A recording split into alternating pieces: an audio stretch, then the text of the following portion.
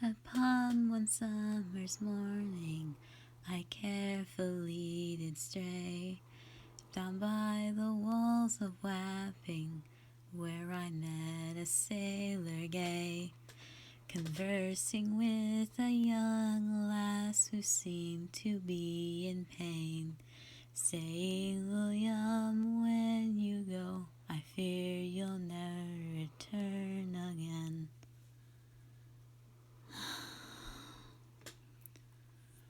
Many a brave sailor would adventure to the darkest corners of the sea.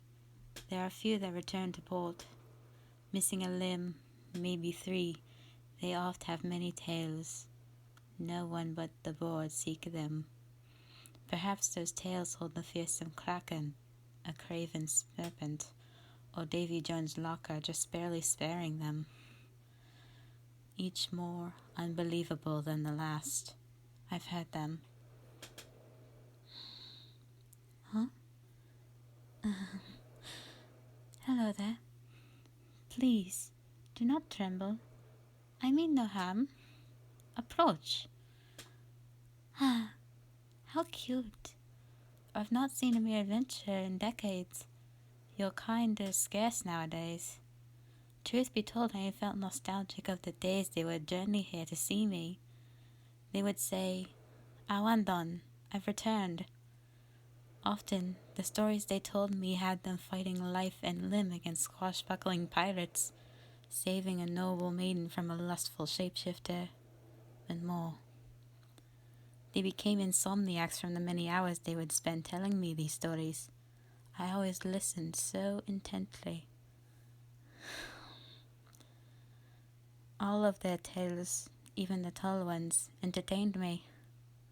I adored the bright and delight in their eyes. However, I was not so naive to believe their stories would never end.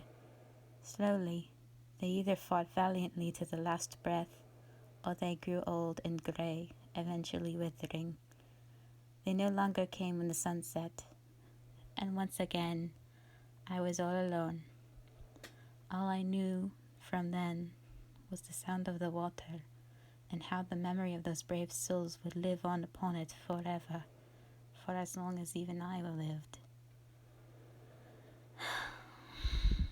There's been many lost in the storms, just like the one that brought you here. Could this be destiny? Huh? What's that? You spoke with Abigail. She told you that you should come here. Oh, that witch. I've none to say about that one. Never did she heed my warnings of her spells. One who has passed must not return. It's unjust that their afterlife be interrupted. Everything dies. Everything has an end. One day, even I will fade away. I've made peace with that reality. Tell me, how has Abigail been doing as of late? So that's it? She's taken an interest in someone.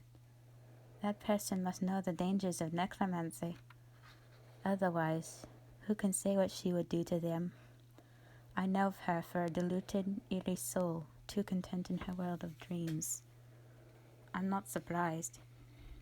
Abigail comes from a long line of, well, her great-great-great-great-grandfather raised the underworld army and nearly brought humanity's extinction. Why did he do something so horrid? Let me try and... Oh. He was bored. I agree. But then again, mankind seems to trade their rationale for whatever it will pay for.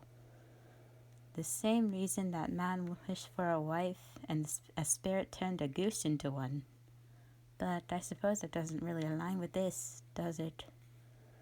What of myself?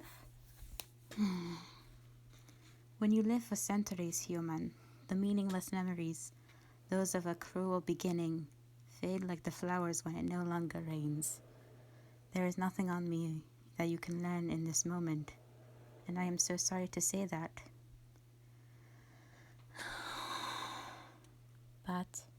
If I may, I would be honored if you would make a deal with me. Tell no one of this cavern. As you progress in your journey, tell me every detail you learn whenever you remember me. I'll wait for you, human, for as long as your gentle heart beats. You must go now, before the tide rises, and the spirits arise. The high spirits of the ocean are not kind to wayward souls like you. Farewell, human. May you live well. My heart is pierced by Cupid. I disdain the glittering gold. There's nothing that can console me but my jolly sailor bold.